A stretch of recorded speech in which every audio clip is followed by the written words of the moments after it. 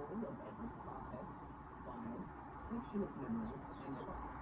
It is very important as it works as a middleman, making sure both hardware and software interact correctly.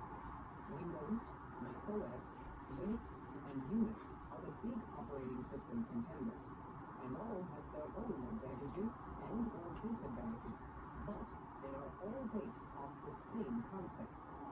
There are four essential managers of every operating system, and they all work together like a team to get jobs completed.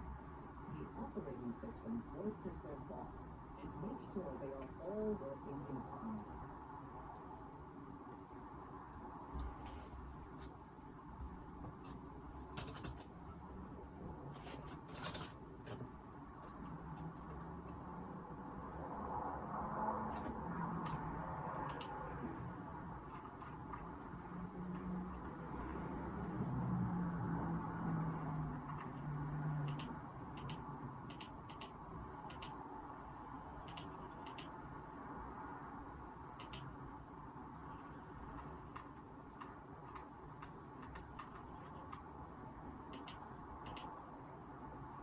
As soon as you interact with your computer, the software you're using will send out something called a system call, which specifies a task the hardware component must perform in order for that software to continue functioning and to send further requests. Then, once the operating system has registered these requests, it then gathers them for organization and processing.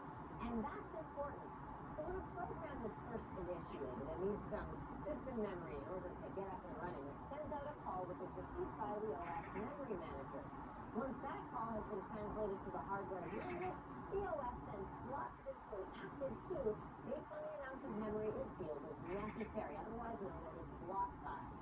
When the program is later closed, the OS will terminate the blocks which it had previously allocated for it and reserve them for other programs or just leave them empty if needed. In this fashion, the OS is constantly receiving calls and altering queues using system managers for everything from processes to files to networks and devices.